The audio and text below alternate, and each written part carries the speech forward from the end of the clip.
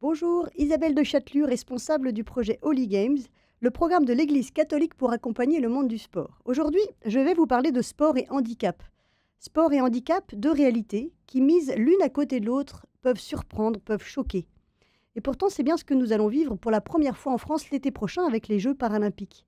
Il faut savoir que l'Église a été précurseur en la matière puisque pendant 3 ans, de 1905 à 1908, des compétitions sportives furent organisées au Vatican, mêlant alors athlètes valides et jeunes atteints de handicap.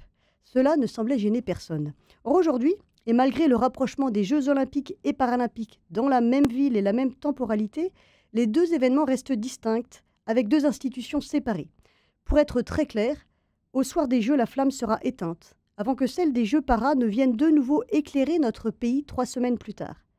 Preuve en est qu'on a bien du mal à regarder sport et handicap comme une réalité digne d'être contemplée. Les performances ne sont pas comparables, nous dit-on, et pourtant, les performances des athlètes handisport sont hors du commun. Imaginez jouer au foot avec un ballon que vous ne voyez pas, courir un 100 mètres avec une jambe. Acceptons un instant de contempler le mystère du handicap qui nous éclaire sur notre humanité. C'est bien sûr à Lourdes que je veux vous conduire. Figurez-vous que c'est là, à Lourdes, que la flamme brillera au matin de la Pentecôte, signe étonnant qui nous est donné par la Providence et la main des organisateurs.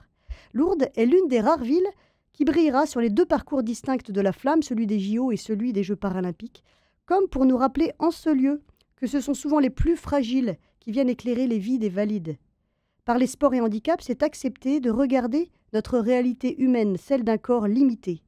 C'est pourquoi Holy Games vous donne rendez-vous le 29 février aux facultés Loyola Paris pour une soirée théologie, sport et handicap qui interrogera le rapport au corps, toujours renouvelé à travers le sport. Alors on se retrouve très vite le 29 février, car rappelez-vous, l'évangile, c'est sport.